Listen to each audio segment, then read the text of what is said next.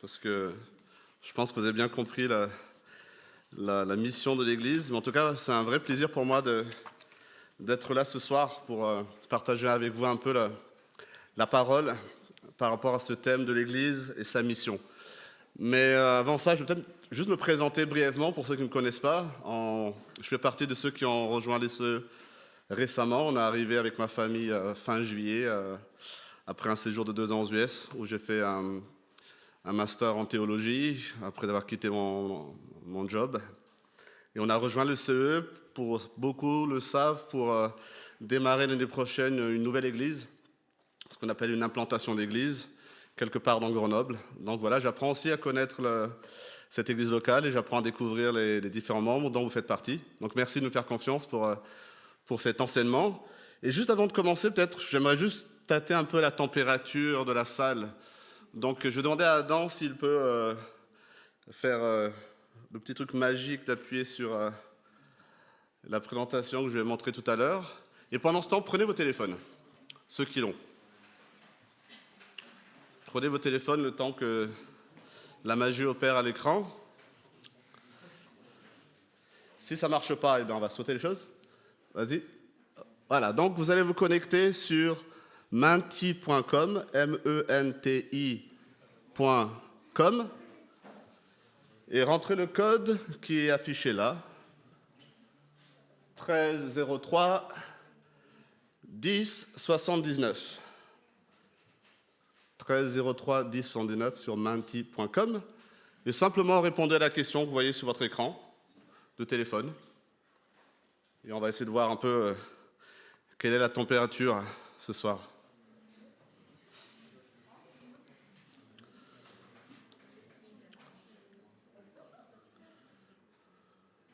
Allez-y, lâchez-vous. Personne ne sait qui a répondu quoi.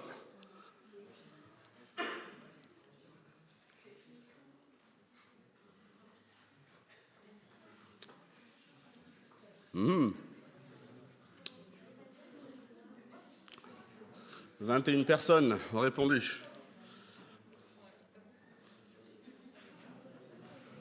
D'accord. OK. 24 personnes ont répondu. D'accord. Je pense que la tendance est affichée. Je ne pense pas que ça va basculer dans un sens ou un autre. Mais en tout cas, je vois que, voilà. Oh! Il y a certains qui hésitent, on dirait. Hein, en tout cas, entre les fatigués et les bofs, ça fait plus de la moitié. Donc je comprends, on est samedi soir. On a eu une semaine chargée, une journée chargée. Il n'y a pas de tram depuis 2 jours. C'est la galère. Donc je vais essayer de ne pas être trop long non plus ce soir. Hein. Je vais prendre en compte ce que vous me dites là sur cet écran. Et je vais essayer de vous maintenir éveillés tant que faire se peut, pour ceux qui sont fatigués, et je vais essayer d'éveiller votre curiosité pour ceux qui sont en mode bof. Mais il n'y a pas de jugement, donc c'est à moi de m'adapter. En tout cas, merci pour votre franchise. Donc aujourd'hui, on va parler de l'Église. Et c'est vrai, Véronica, dans le formulaire d'inscription, vous avez la question « Qu'est-ce que la mission de l'Église ?» Mais j'aimerais aussi vous poser en fait une autre question. Ce soir, restez sur vos téléphones. Adam va nous passer le prochain slide. Si tu fais juste peut-être la flèche suivante, voilà. Pour vous, l'Église, en un mot, qu'est-ce que c'est? Vous aurez 2 entrées, hein, mais en un mot, qu'est-ce que l'Église? Qu'est-ce que ça représente? Quelle métaphore, quelle image vous utiliseriez pour définir l'Église? Donc allez-y, tapez un mot sur votre téléphone. Et on va voir qu'est-ce qui ressort aussi de ce petit questionnaire. Et en gros, ce que le système montre, c'est que ce qui revient souvent apparaît plus gros, pour que vous compreniez le formatage à l'écran.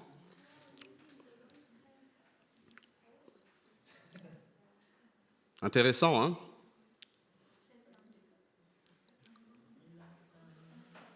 Si vous êtes d'accord avec moi, je pense que ce qui est vraiment le plus gros là, c'est famille. Une famille, une communauté, un corps, un bâtiment, une maison, des disciples, amis, confiance, rassemblement. Je pense qu'on apprend déjà pas mal de choses dans ce que vous marquez à l'écran, ce que vous avez déjà mis dans les questionnaires. Mais moi, ce que j'aimerais ce matin, par rapport à Enfin, ce matin. Le réflexe. Ce que j'aimerais ce soir, c'est que tout ça, en fait, on essaie de le canaliser à partir de qu'est-ce que la Bible enseigne. Souvent, sur ce genre de questions, on vient avec ce qu'on pense, ce qu'on croit, ce qu'on a entendu, ce que nos parents nous ont dit, ce qu'on a toujours entendu dans les camps, dans les colos, dans les différents événements auxquels on participe. Mais je pense que c'est important qu'on puise nos définitions, ce qu'on croit dans la parole. Donc aujourd'hui, je vais vraiment focaliser sur la mission de l'Église à partir de ce que Jésus lui-même enseigne. Et ça, j'ai envie de dire, ce qu'est l'Église, l'image qu'elle représente, elle n'existe qu'à travers cette mission qu'on va voir aujourd'hui. Le fait que ce soit une famille, une communauté, une maison, un corps, ça n'a de sens que dans la mission que Dieu lui-même définit pour l'Église. Et avant ça, encore un préambule, avant de rentrer dans la mission de l'Église, j'aimerais vous parler de la mission de Dieu. Est-ce que vous avez déjà entendu parler de la mission de Dieu ? Oui, non ? La mission de Dieu, c'est quelque chose, un concept qui vous échappe ? Est-ce que vous savez que Dieu a une mission ?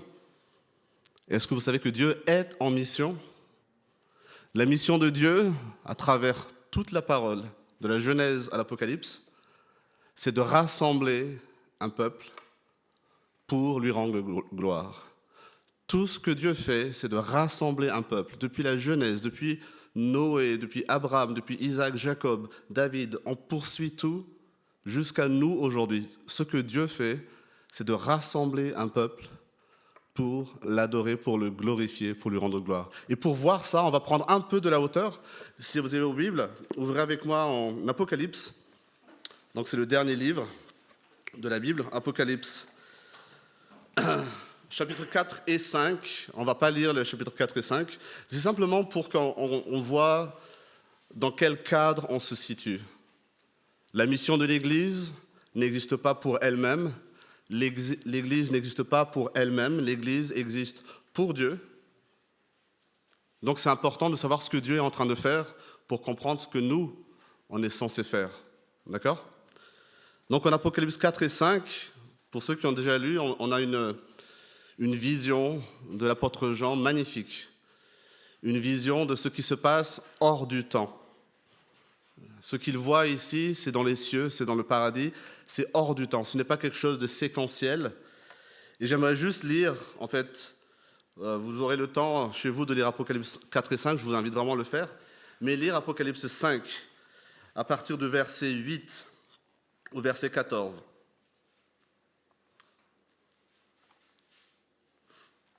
Donc il a une vision de ces personnes réunies autour d'un trône, avec une question qui revient, qui est digne d'ouvrir le livre ? Et personne ne répond à cet appel. Qui est digne d'ouvrir le livre ? Jusqu'à ce qu'un agneau s'avance. Et cet agneau ouvre le livre. Et on lit au verset 8. Quand il eut pris le livre, les 4 êtres vivants et les 24 anciens se prosternèrent devant l'agneau. Chacun tenait une harpe et des coupes d'or remplies de parfums, qui sont les prières des saints. Et il chantait un cantique nouveau en disant « Tu es digne de prendre le livre et d'en ouvrir les sceaux, car tu as été offert en sacrifice, et tu as racheté pour Dieu par ton sang des hommes de toute tribu, de toute langue, de tout peuple et de toute nation.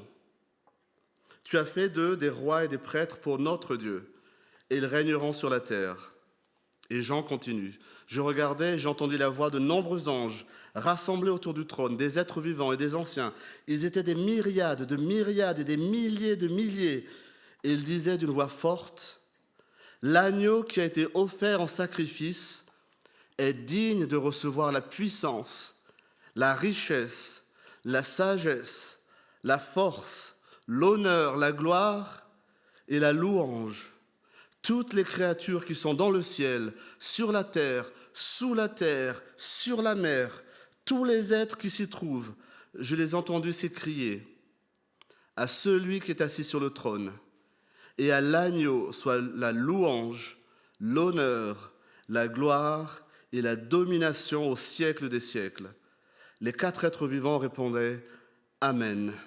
Et les anciens se prosternèrent et adorèrent. Voilà cette vision magnifique que Jean a, où des milliers et des milliers et des myriades de personnes de toute tribu, de toute nation sont autour du trône pour rendre gloire à l'agneau. Et on sait qui est cet agneau. C'est Jésus, n'est-ce pas? Et ça, c'est la vision de fin, le clap final, où finalement les choses reviennent telles qu'elles devraient être, tout le monde en train d'adorer et glorifier Dieu. Mais aujourd'hui, on n'est pas encore là. Aujourd'hui, cette mission de Dieu, elle est encore en train de s'accomplir. Cette mission qui consiste à rassembler un peuple. Et le texte qu'on va voir ce soir, on va passer un peu plus de temps, plonge l'Église, nous, dans cette mission. La mission de l'Église se situe dans la lignée de la mission de Dieu. Et le texte qu'on va voir, vous le connaissez tous aussi, en tout cas, j'imagine la majorité d'entre vous. C'est un texte qu'on trouve dans l'évangile de Matthieu, donc le premier évangile qu'on a dans nos Bibles. Et pour ceux qui ont deviné, c'est à la fin de l'évangile de Matthieu, au Matthieu 28, versets 16 à 20. Et je lis dans ma Bible, à la page 643, pour ceux qui ont cette Bible. Les 11 disciples allèrent en Galilée, sur la montagne que Jésus leur avait désignée. Quand ils le virent, ils se prosternèrent devant lui. Mais quelques-uns eurent des doutes. Jésus s'approcha et leur dit : « Tout pouvoir m'a été donné dans le ciel et sur la terre. Allez donc, faites de toutes les nations des disciples. Baptisez-les au nom du Père, du Fils et du Saint-Esprit, et enseignez-leur à mettre en pratique tout ce que je vous ai prescrit. Et moi, je serai avec vous jusqu'à la fin du monde. » Voilà les quelques versets sur lesquels on va aujourd'hui passer du temps pour comprendre ce qu'est la mission de l'Église. Alors ici, on retrouve les disciples de Jésus après sa résurrection. Et Jésus commence par leur dire : « Tout pouvoir m'a été donné sur la terre et dans le ciel. » Tout pouvoir m'a été donné sur la terre et dans le ciel. Est-ce que Matthieu, ici, est en train de nous dire qu'avant sa mort et sa résurrection, Jésus n'avait pas de pouvoir ? Non, certainement pas. Tout au long de son évangile, on voit Matthieu qui nous montre le pouvoir de Jésus, son autorité à travers des miracles, son autorité dans son enseignement. À un moment, il dit : « La terre et le ciel disparaîtront, mais mes paroles ne disparaîtront pas. » Jésus a toujours été clair sur le pouvoir qu'il détenait. Alors la question que je pose, qu'est-ce qu'il dit de plus ici, au verset 18, quand il dit « Tout pouvoir m'a été donné ». Pourquoi il précise un pouvoir dans le ciel et sur la terre ? Qui a autorité dans le ciel et sur la terre ? On va répondre Dieu. Dieu le Père. Dieu a tout pouvoir dans le ciel et sur la terre, de toute éternité. Il est le Dieu souverain, il règne. Jésus ici indique que Dieu le Père, à ce moment précis, après la résurrection, lui a remis le règne sur l'univers. Alors que Jésus, Dieu le Fils, le Dieu incarné, il opérait dans une sphère limitée, il était sur la terre, il était homme, dans un espace limité. Maintenant, après sa résurrection, Jésus est élevé pour avoir tout pouvoir, toute autorité sur l'univers tout entier. Intéressant, n'est-ce pas ? En Philippiens 2, Paul écrit : « Christ s'est humilié lui-même en faisant preuve d'obéissance jusqu'à la mort, même la mort sur la croix. C'est aussi pourquoi Dieu l'a élevé à la plus haute place et lui a donné le nom qui est au-dessus de tout nom, afin qu'au nom de Jésus, chacun plie le genou dans le ciel, sur la terre et sous la terre, et que toute langue reconnaisse que Jésus-Christ est le Seigneur à la gloire de Dieu le Père. » Donc ici, Jésus est en train de donner ses dernières recommandations à ses disciples. Ce sont ces mots, comme si vous aimez les films, à la fin du film, il y a toujours ce moment où le héros donne, ou le père, enfin la figure, héroïque du film qui donne ses derniers mots de recommandation aux personnes qui veulent le suivre. Ici, c'est ce que Jésus fait. Il sait qu'il va être élevé. Il sait qu'il va partir. Il donne ses derniers mots. Et on sait qu'on fait attention aux derniers mots de quelqu'un, n'est-ce pas? Jésus donne ses derniers mots ici. Et l'élément déclencheur de ce qu'il va dire après, c'est le fait que maintenant, il a tout pouvoir. Tout pouvoir lui a été donné. Jésus, pour rassurer ses disciples, on voit qu'au début, certains sont dans le doute, certains peut-être ont peur. Pour rassurer ses disciples, Jésus leur dit que le règne sur l'univers lui a été donné par Dieu le Père.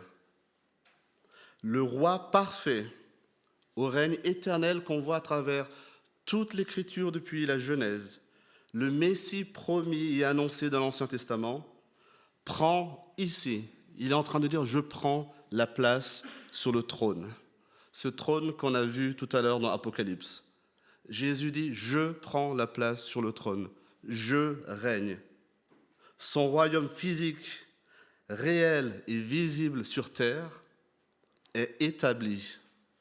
Jésus est en train de dire « mon royaume que je vous ai annoncé pendant tout mon ministère sur terre », tout Matthieu, le thème principal de Matthieu, c'est le royaume de Dieu. Et Jésus dit ici, ce royaume, maintenant, il est réel. Il a commencé, il est inauguré.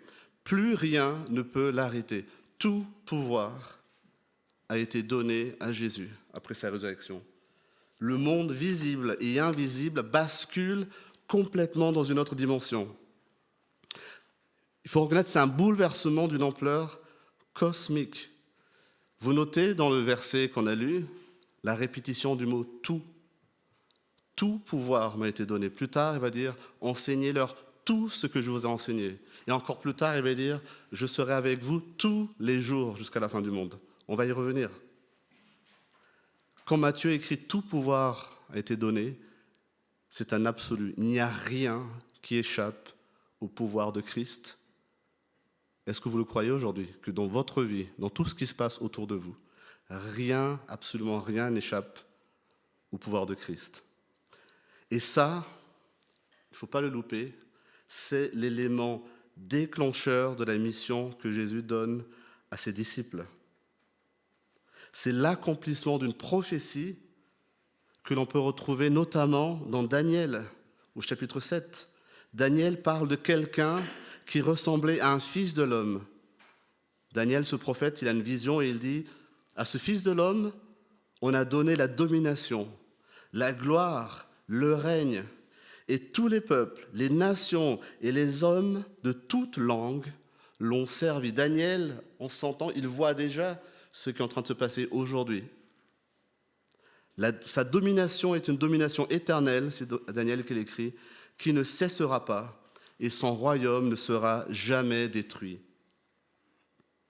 Daniel sait que ses lecteurs connaissent les prophètes de l'Ancien Testament. Et il veut démontrer ici, à ses lecteurs, que Jésus-Christ est ce Fils de l'homme qui devait régner sur toutes les nations et à qui toute autorité a été donnée. Un règne éternel qui ne sera jamais détruit. Et c'est dans cette perspective, et uniquement dans cette perspective, qu'il nous faut lire la suite de notre texte. Le premier point déclencheur de tout ce qu'on va lire, c'est que le royaume de Dieu est arrivé. Le règne de Christ est inauguré. Il a tout pouvoir. Et le verset 19, j'appelle la mission, cette mission qu'on connaît tous, faite des disciples. Certains l'ont cité dans la mission de l'Église. Le verset 19 est connu pour le commandement que Jésus laisse à ses disciples. Certains l'appellent la grande mission, le grand mandat. Et il y a un mot dans votre Bible, je ne sais pas si vous faites attention, il y a un mot qui donne toute la signification, tout le contexte des versets 19 et 20.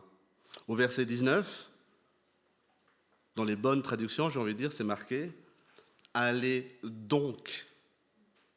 Le donc ici, on ne peut pas le louper. Ce n'est pas simplement « allez, faites des disciples ». C'est « allez donc ». Donc certains parmi vous peut-être étudient le français, sont plus experts que je ne suis. Mais le donc signifie la conséquence de ce qui est avant, n'est-ce pas? Parce que tout pouvoir m'a été donné, parce que le royaume de Dieu, le royaume est inauguré ici, maintenant sur terre, donc allez faire des disciples. C'est ce que Matthieu et c'est ce que Jésus nous met ici. Le mot grec à la place de donc, c'est par conséquence. C'est pourquoi. Faire des disciples, ce n'est pas simplement une lubie que Jésus donne. Il le dit parce que tout pouvoir lui a été donné. Ce mot nous donne le lien de causalité entre verset 18 et versets 19 et 20. C'est parce que Jésus règne, parce que la promesse du royaume qui n'a pas de fin est enfin accomplie, que maintenant, il envoie ses disciples annoncer cette nouvelle, cette bonne nouvelle. De la même manière que Dieu a demandé à Israël, son peuple, de faire connaître son nom et sa gloire à toutes les nations, Jésus demande à ses disciples, son Église, le peuple de Dieu, de faire des disciples de toutes les nations. L'histoire se poursuit. Dieu est toujours en mission. Jésus est l'envoyé de Dieu. Quelque part, c'est le premier missionnaire que Dieu a envoyé sur la terre pour annoncer cette nouvelle. Et la mission qu'il a confiée à Israël dans l'Ancien Testament, cette mission, il la confie aujourd'hui à l'Église. Dieu est toujours en train de se constituer un peuple. On a parlé tout à l'heure que l'Église, c'est le corps. Ce corps, ce peuple qu'est l'Église, c'est un peuple de disciples. Un peuple qui se place sous le règne et la seigneurie d'un roi, Christ. Alors c'est un mot qui peut faire tiquer le mot disciple. Certains sont perplexes. Disciple, 21e siècle, dissonance. Alors quelle est votre définition intérieurement du mot disciple? Quand vous entendez disciple, qu'est-ce que ça évoque pour vous? Peut-être que vous diriez élève. Peut-être que vous diriez un illuminé qui suit un gourou.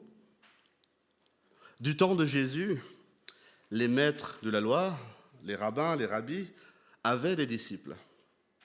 Des personnes qui choisissaient d'étudier et de suivre l'enseignement de tel ou tel maître.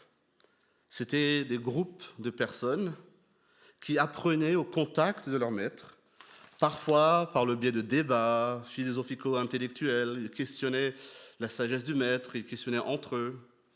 Chacun apprenait un peu de l'autre et tout le monde grandissait dans la connaissance. C'était ça au 1er siècle. C'était ça dans la culture juive. Mais les disciples de Jésus ne ressemblent pas à ces disciples de Rabbi. Ils vivaient avec leur maître, certes. Leur maître les enseignait. Jésus enseignait, mais le parallèle s'arrête là. Contrairement aux disciples des rabbis qui choisissaient leur maître, les disciples de Jésus ont été choisis par Jésus lui-même. Et qu'ont-ils fait pour être choisis? Est-ce qu'ils ont déposé un dossier de candidature? Est-ce qu'ils ont écrit une lettre de motivation? Est-ce qu'ils ont montré leur qualité pour être disciples de Jésus? Non, ils n'ont rien fait. Ils n'ont absolument rien fait. Il n'y a pas eu de candidature, pas d'entretien. Ils n'ont pas choisi Jésus. C'est Jésus qui les a choisis. Il leur a dit, toi, suis-moi. Première différence. Autre différence, les disciples de Jésus ne débattaient pas avec lui de ses enseignements. Ils pouvaient questionner, parfois ils ne comprenaient pas. Mais ils n'allaient jamais à dire, je ne suis pas d'accord avec ce que tu dis là. Je pense que là-dessus, tu te trompes. Jésus était la parole de Dieu incarnée. Ce qu'il enseignait était parfait. Et troisième point, il ne demande pas à ses disciples, Jésus ne demande pas à ses disciples de seulement connaître ses enseignements. Il leur demande, et il nous demande encore à nous aujourd'hui qui nous disons être ses disciples, de pratiquer, de vivre et d'appliquer ces enseignements. Les enseignements de Jésus ne sont pas donnés pour remplir les bibliothèques et faire l'objet d'incessants débats intellectuels. Jésus demande à ses disciples de mettre en pratique ce qu'il a enseigné. Il leur demande de l'imiter, de vivre comme lui, parce que ce que Jésus a enseigné, c'est le reflet de qui est Dieu. le disciple de Jésus n'est pas celui qui connaît ses instructions. Le disciple de Jésus n'est pas celui qui connaît ses instructions. Le disciple de Jésus, c'est celui qui les pratique. Celui qui, dans sa vie, veut imiter le bon maître. Jésus est venu pour révéler le Père à travers tout son enseignement. Jésus demande à ses disciples de faire des disciples qui vivent le royaume de Dieu, qui incarnent le royaume de Dieu. Dans tout le livre de Matthieu, si vous le lisez, vous verrez que Jésus parle constamment du royaume de Dieu, de la bonne nouvelle du royaume de Dieu. Le sermon sur la montagne, les béatitudes, comme on les connaît, c'est les valeurs du royaume de Dieu. Tout ce que Jésus enseigne, c'est comment on vit ce royaume de Dieu sur la terre. Et le disciple de Jésus, c'est celui qui vit le royaume de Dieu sur la terre. Ce n'est pas connaître théoriquement ce qu'il enseigne, c'est l'incarner pour le prochain, pour le voisin, pour l'ami, pour le père, autour de nous. Voilà en quoi consiste le fait de mettre en pratique tout ce que Jésus a prescrit. Vivre le royaume auquel chaque disciple de Jésus appartient. Si aujourd'hui vous dites que vous êtes disciple de Christ, voilà ce qu'il attend de vous. Sacré programme, n'est-ce pas? Et il s'agit de pratiquer tout ce que Jésus a enseigné. C'est le deuxième tout qu'on voit dans notre texte. Enseignez-leur tout ce que je vous ai prescrit. On ne peut pas faire sa propre sélection, son propre menu best-of de ce que Jésus enseigne. Quand Jésus demande d'aimer nos ennemis, on ne peut pas dire non mais là, j'ai compris le principe, mais là c'est différent. On ne peut pas le faire. Jésus a dit, enseignez-leur tout ce que je vous ai prescrit. Aimer ses ennemis, Jésus le dit, on doit obéir. Même si c'est difficile. Et Jésus fait bien comprendre à ses disciples qu'il n'y a rien à ajouter à son enseignement. Il a enseigné tout ce qu'il fallait savoir pour entrer dans le royaume et pour vivre le royaume de Dieu sur la terre. Ce qu'il enseigne est éternel.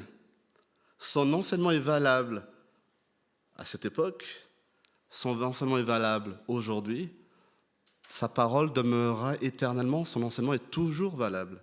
Il n'y a rien à rajouter. Il a tout dit. Et il faut tout prendre.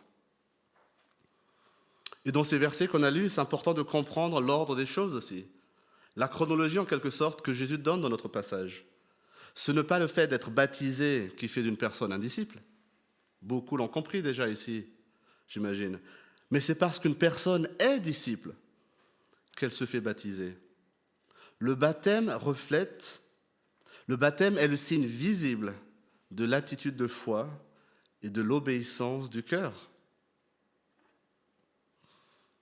Voilà ce soir un court résumé de ce qu'on voit dans ces quelques versets à la fin de l'évangile de Matthieu. Ce que Jésus demande à ses disciples, la mission qu'il leur laisse. Après 3 années passées avec eux, il leur confie cette mission qui peut paraître simple, mais qui est aussi lourde et peut sembler parfois impossible. Les disciples, comme nous peut-être ce soir, on se rend bien compte qu'on n'est pas comme Christ, on n'est pas comme le Maître. Les disciples sont bien conscients de leurs propres limitations. Certains parmi eux ont fui quand Jésus a été arrêté. Pierre a trahi Jésus. Certains parmi eux, on l'a vu dans notre texte, doutent même de la résurrection. Comment remplir cette mission? Ils se savent faillibles. Mais Jésus le sait aussi. Et c'est pour cela qu'en dernier verset, il leur donne un mot d'encouragement, une promesse, une assurance. Et moi, je serai avec vous tous les jours jusqu'à la fin du monde. On a vu l'élément déclencheur de la mission. Tout pouvoir m'a été donné. Allez donc, c'est la mission, le cœur de la mission. Faites des disciples. Et maintenant, cette assurance, je sais que ça va être dur, je sais que vous avez l'impression que la tâche est impossible, Et Jésus, avec plein d'amour, leur dit, « Moi, je suis avec vous jusqu'à la fin du monde. » Quel encouragement d'avoir cette assurance au verset 20. Jésus qui déclare avoir reçu toute autorité, tout pouvoir, dit à ses disciples, nous dit encore aujourd'hui qu'il est avec nous tous les jours jusqu'à la fin du monde. Et on voit déjà qu'ici, Jésus ne s'adresse pas uniquement aux 11 disciples qui sont autour de lui, qui se trouvent sur cette montagne. Il sait très bien que ces disciples-là ne vivront pas sur terre jusqu'à la fin du monde. Matthieu nous laisse comprendre que cette mission que Jésus donne à ses 11 disciples est la même mission que devront accomplir tous les futurs disciples. Jésus veut encourager, réconforter, il veut rassurer tous ses disciples. Il leur dit quelque part, n'ayez pas peur, ne paniquez pas devant la tâche que je vous donne, je serai moi-même avec vous tous les jours, jusqu'à la fin du monde. Tous les jours. Chaque instant de chaque jour qui passe, jusqu'à son retour glorieux. Quel réconfort ça devait être pour les disciples à ce moment-là, d'entendre Jésus leur dire « Je serai avec vous à chaque instant, jusqu'à mon retour ». Celui, on l'a vu tout à l'heure, qui a reçu toute autorité, dont la domination est établie éternellement, que rien ne peut résister, ce roi éternel qui monte sur le trône promet d'être avec ses disciples. Et c'est par cette autorité, non pas la leur, mais l'autorité que Jésus leur donne, qu'ils peuvent et qu'ils doivent accomplir leur mission. Devant la tâche immense de faire de toutes les nations, de tous les peuples des disciples, les disciples ne sont pas laissés orphelins. C'est eux, ces pêcheurs d'eau douce, ces collecteurs d'impôts, des hommes simples du peuple que le Maître de l'univers a choisi pour proclamer au monde entier que le royaume de Dieu sur terre a commencé.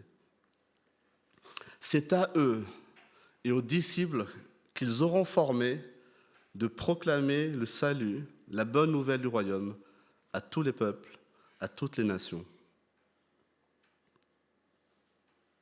Matthieu, dès le commencement de son évangile, en Matthieu 1, nous donne très furtivement un aperçu de ce mystère de la présence de Dieu parmi son peuple. Dans le rêve que Dieu donne à Joseph, alors que Joseph hésite par rapport au fait que Marie est enceinte, dans le rêve que Dieu donne à Joseph, on peut lire, elle, en parlant de Marie, elle mettra au monde un fils, et tu lui donneras le nom de Jésus, car c'est lui qui sauvera son peuple de ses péchés. Tout cela arriva afin que s'accomplisse ce que le Seigneur avait annoncé par le prophète. On est dans Matthieu 1, verset 22. Le prophète avait annoncé « La Vierge sera enceinte. Elle mettra au monde un fils et on l'appellera Emmanuel, ce qui signifie Dieu avec nous. » Emmanuel, le Dieu de l'univers, le Créateur, le 3 fois saint, l'Éternel, le juste, le Roi, celui qui n'a ni commencement ni fin, il est avec nous. Il est parmi nous. Il est en nous. De la même manière que Matthieu commence son évangile en nous rappelant le nom du Sauveur, Emmanuel, Dieu avec nous, Matthieu termine son évangile avec cette promesse de Jésus, « Je suis avec vous, Emmanuel, tous les jours, et un jour, je reviendrai. » Je ne sais pas ce que vous pensez en entendant ce que je dis. Ce roi qui règne, qui dit qu'il est avec nous et qui nous donne une mission. Certains se demandent peut-être qu'est-ce que ça implique pour nous aujourd'hui, au XXIe siècle. Quelles sont les implications de ce texte? Alors je vous propose de réfléchir à ce point en essayant de répondre, vous présenter 3 implications du texte. Première chose, et je pense que vous l'avez bien compris maintenant, l'Église, dans sa mission, s'inscrit dans une continuité. L'Église, dans sa mission, s'inscrit dans une continuité. La mission de l'Église, ce n'est pas quelque chose que l'Église a décidé de faire. La mission de l'Église, c'est Dieu qui la donne. Et Dieu la donne par rapport à sa propre mission, qui est de faire un peuple pour lui rendre gloire. J'ai longtemps compris ce texte comme un appel pour les missionnaires. C'est peut-être le cas ce soir. Un appel pour les missionnaires que certains devaient se lever, partir pour la mission au bout du monde. Parfois dans des contrées exotiques, pour prêcher la bonne nouvelle. Est-ce que j'avais tort de comprendre de cette manière? J'ai envie de dire oui et non. Je n'avais pas tort parce que pour certains, la compréhension et l'implication de ce texte les emmène effectivement à partir. Mais j'avais tort parce que ce texte est plus qu'un appel missionnaire, dans le sens en tout cas que j'en avais. Ce texte s'adresse à tous les disciples. À toi et à moi, si tu dis que tu es un disciple. Et si ce texte peut nous convaincre à titre individuel et nous emmener à agir, ce texte s'adresse aussi à l'assemblée des disciples, l'Église. Et si ce texte s'adresse à l'Église universelle, tous les disciples sur la terre, ce texte s'adresse aussi à l'Église locale, ici, à Grenoble, à l'ECE. Certains connaissent ce psaume, psaume 96, on le lit parfois dans les cultes pour vraiment rentrer dans l'adoration. Et faites attention, prenez attention à certaines choses que le psaume 96 dit. À partir du verset 2. Chantez en l'honneur de l'Éternel, bénissez son nom, annoncez de jour en jour son salut. Annoncez de jour en jour son salut. Racontez sa gloire parmi les nations, ses merveilles parmi tous les peuples. Est-ce que ça résonne par rapport à Matthieu 28? Annoncez son salut parmi les nations, parmi tous les peuples. Racontez sa gloire, racontez ses merveilles. Voilà la mission que Dieu a déjà donnée à Israël dans l'Ancien Testament. Israël devait faire briller la gloire de Dieu sur la face de la terre. Israël devait servir de phare. Il devait attirer les autres peuples pour glorifier Dieu. L'Église, aujourd'hui, est dans la continuité de cette mission. La mission de l'Église doit reprendre la mission de Dieu. Nous sommes des envoyés à l'image du Messie. Dans mon précédent travail, avant de faire une pause pour les études, on utilisait toujours l'image d'un drapeau au sommet d'une montagne pour désigner l'objectif de tous les départements de l'entreprise. Souvent, c'était faire de l'argent, on est d'accord. Et il n'y avait qu'un seul drapeau au sommet de la montagne. Un seul drapeau pour toute l'entreprise. Tout le monde devait travailler avec cet unique objectif, quitte à décomposer cet objectif en sous-objectifs. Vous me suivez? Et quelque part, tout ce qui ne contribue pas à atteindre l'objectif, à remplir la mission, est écarté. Vous avez, j'imagine, facilement fait le lien avec la mission de l'Église.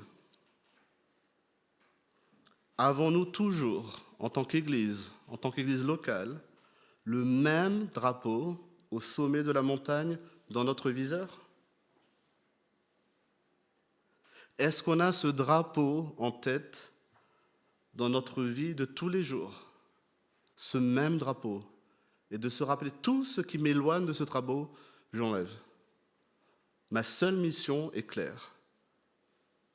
Faire des disciples de toutes les nations. C'est la deuxième implication. La mission est claire, faire des disciples. Évidemment, la question se pose, comment décliner cette mission très globale en actions concrètes de l'Église locale? Est-ce qu'il faut organiser de grandes campagnes d'évangélisation? Est-ce qu'il faut se tenir sur un escabeau au milieu du parc Mistral et crier avec un mégaphone en disant « Vous allez tous mourir, bande d'hypocrites, race de vipères » ? Je pense que notre texte nous donne des indications de sagesse. Faire des disciples implique d'être dans le relationnel. Le disciple, on l'a vu, le disciple imite. Et pour imiter quelqu'un, il faut être en relation avec cette personne. Le disciple imite le caractère, il imite la discipline. Lorsque Paul exhorte ses lecteurs à l'imiter comme il imite le Christ, c'est une invitation à observer.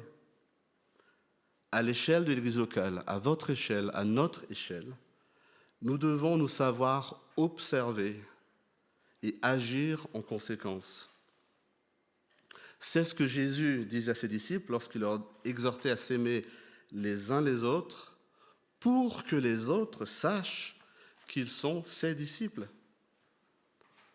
Notre message, aussi bruyant soit-il, aussi visible soit-il sur un panneau publicitaire, sur une montagne, sur des clips télévisuels, notre message sera inaudible, incompréhensible, si notre comportement n'est pas à la hauteur de ce qu'on annonce. Vivre l'évangile, vivre le royaume, vivre ce que Jésus annonce dans l'évangile, c'est vivre une joie, une paix, une espérance que le monde ne connaît pas et dont le monde a besoin. Est-ce que cela définit déjà notre vie individuelle? Est-ce que nous pouvons dire que dans ma vie, j'ai cette joie, j'ai cette paix que personne ne peut enlever, malgré toutes les circonstances? Est-ce que nous sommes déjà individuellement des imitateurs de Christ? C'est à chacun d'abord de vivre une vie de disciple pour que l'assemblée des disciples, l'Église locale, puisse rayonner et accomplir sa mission. Encore une chose, faire des disciples, ça signifie aussi s'édifier les uns les autres. On fait des disciples de ceux qui ne sont pas encore des disciples, et quand ils le sont, on va tous œuvrer ensemble à grandir dans l'imitation de Christ. Il s'agit de s'aider à grandir dans notre vie de disciples. C'est aussi ça, la mission de l'Église locale, dans le fait de faire des disciples. En Éphésiens 4, Paul écrit, en parlant de Christ, Éphésiens 4, verset 11, « C'est lui qui a donné les uns comme apôtres, les autres comme prophètes, les autres comme évangélistes, les autres comme bergers et enseignants. Il l'a fait pour former les saints aux tâches du service. Il l'a fait pour former les saints, les disciples, les membres de l'Église, aux tâches du service en vue de l'édification du corps de Christ, jusqu'à ce que nous parvenions tous à l'unité de la foi et de la connaissance du Fils de Dieu, à la maturité de l'adulte, à la mesure parfaite de Christ. » Vous comprenez ce que Paul est en train de dire ici? L'Église sert à faire grandir les disciples de Christ, les faire grandir à l'image de Christ. On ne choisit pas à nouveau notre modèle, le drapeau reste le même. On fait des disciples qui font des disciples, qui veulent ressembler au Maître et vivre ce que le Maître enseignait. Alors pour conclure, j'aimerais nous inviter à prendre de la hauteur. On a vu tout à l'heure cette image magnifique du trône, les anciens autour du trône, des myriades et des myriades de personnes qui glorifient Dieu, qui lui rendent honneur, puissance, louange, adoration. Magnifique image. On zoome sur Grenoble, on regarde autour de nous, on habite un environnement magnifique. Et j'aimerais vous demander, est-ce qu'on croit vraiment que tout ce qui nous entoure, c'est l'œuvre de Dieu? Est-ce qu'on croit que c'est Dieu qui a créé tout ça? c'est une question importante. Si on ne croit pas, je peux comprendre que ce que je dis ce soir, ça n'a pas de sens. Et si on se dit disciple de Christ, si on est ce soir ici en étant convaincu que Dieu nous a sauvés, est-ce qu'on croit qu'à un moment, quelqu'un nous a partagé cet évangile et nous y avons cru? Est-ce qu'on croit que ça aussi, c'est l'œuvre de Dieu? Comme Jésus a choisi ses disciples, Jésus nous a choisis à travers quelqu'un qui nous a annoncé l'évangile. Notre Dieu créateur, le maître de l'univers, le Dieu qui sauve ceux qui ne méritent pas d'être sauvés, pour en faire son peuple, pour glorifier son nom. Notre Dieu, c'est le Dieu qui a sacrifié son Fils pour réconcilier, mettre sous la même autorité sa création dont nous faisons partie. Notre Dieu, dans sa grâce, nous a appelés à faire partie de son peuple, à vivre sous son règne. Et j'ai envie de dire, qui n'a pas envie d'avoir un roi qui a toute autorité dans l'univers? Et celui qui a toute autorité sur l'univers nous invite, c'est un privilège, il n'a pas besoin de nous, mais il nous invite en tant qu'Église, en tant que ECE, à prendre part à sa mission. C'est sa mission de sauver. Ce n'est pas nous qui sauvons, ce n'est pas nous qui convainquons les personnes. Mais il nous invite à sa mission. Et j'ai envie de dire, quel privilège. La mission de l'Église, ce n'est pas un sujet intellectuel, ce n'est pas un sujet théorique, ce n'est pas quelque chose dont on va débattre encore et encore. Vivre la mission de l'Église, que Jésus nous invite à vivre en Matthieu 28, c'est une réponse d'amour. C'est un acte d'obéissance face à ce Dieu que nous disons aimer et face à ce Dieu que nous disons nous avoir sauvés. Et parce que nous croyons au message que nous avons reçu, parce que nous croyons que nos vies ont été transformées, nous voulons le transmettre et le faire connaître. Parce que ce message auquel on a cru, j'espère que vous le croyez avec moi, c'est un message d'amour. C'est un message qui transforme, c'est un message qui libère. Est-ce que vous croyez ça? Est-ce que vous croyez que ce message, aujourd'hui, a encore du sens pour les copains de la fac, pour les copains du lycée, pour les parents de nos copains? Quand on voit les divorces, quand on voit tout ce qui arrive autour de nous, est-ce que vous croyez que ce message a du sens aujourd'hui? Alors je prie pour que nous fassions le point dans notre vie. Est-ce qu'on a perdu de vue le drapeau au sommet de la colline? Est-ce qu'on a perdu de vue ce drapeau individuellement, à travers tout ce qu'on fait, nos vies chargées d'activités, chargées de choses secondaires? Est-ce que notre vision est floue individuellement? Est-ce que notre vision est floue collectivement? Qu'est-ce que nous devons faire? Qu'est-ce que nous pouvons faire pour nous réapproprier la mission que Jésus laisse à ses disciples? La mission qu'il a confiée à son Église en attendant son retour. Ce soir, j'ai envie de vous laisser avec cette question, comme réflexion. Et je prie Dieu pour que par son esprit, il puisse guider chacun d'entre nous et nous éclairer dans ce qu'on doit faire, dans ce qu'on doit mettre en ordre dans nos vies, pour nous remettre en marche et ne jamais perdre de vue ce drapeau, en nous rappelant encore une fois que dans cette mission, il est avec nous tous les jours, jusqu'à son retour. Prions.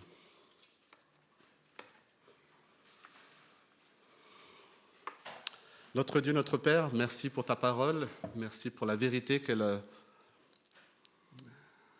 renferme, merci pour ces perles que parfois on lit sans faire attention. Seigneur, merci parce que tu as donné toute autorité à Jésus. Merci parce qu'il règne, il est sur son trône aujourd'hui. Et merci parce qu'il nous a donné le privilège, en tant que disciples, en tant qu'Église, de servir ta mission, qui consiste à faire de tous les peuples d'un peuple qui t'adore, des disciples qui puissent grandir à l'image de ton Fils. Seigneur, tu connais nos vies, tu connais nos occupations, tu connais nos doutes, tu connais nos peurs et nos craintes aussi par rapport au fait de vivre en tant que disciple au milieu d'un monde qui se moque de toi. Seigneur, rappelle-nous qui est le Dieu que nous servons. Rappelle-nous que ton royaume n'aura pas de fin, qu'il est établi, qu'il n'y a rien qui t'échappe. Rappelle-nous que tu es avec nous, que tu nous accompagnes, que c'est ta mission auquel nous participons. Seigneur, convainc-nous aussi de pécher s'il est besoin. Donne-nous de nous ressaisir, de réaligner nos priorités dans nos vies, individuellement, mais aussi en tant qu'Église. Seigneur, que par ton esprit, ta parole nous transforme. Je prie dans le nom de ton Fils. Amen. Merci.